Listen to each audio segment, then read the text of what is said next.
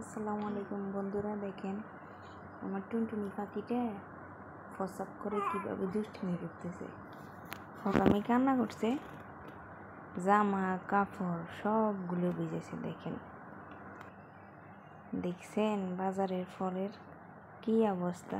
টাকার জন্য সব কিছু করতে পারে। ড্রাগন ফলগুলোর দিকে একটু তাকিয়ে দেখেন আপনারা, ওগুলোর কী অবস্থায়। ওগুলো দেখতেও তো ভক্তি লাগতেছে না।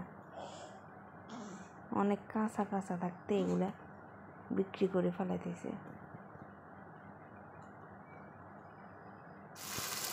আজকে আমাদের এখানে বৃষ্টি হয়েছিল, বৃষ্টির ভিতরে আমাদের আবার একটা শোল মাছ পাইছে। এটা দিয়ে আজকে কচুর ছোড়া দিয়ে রান্না করতেছি। আমার কাছে কচুর ছোড়া চিংড়ি মাছ দিয়ে, চিংড়ি দিয়ে, ইলিশ মাছ দিয়ে অনেক ভালো লাগে।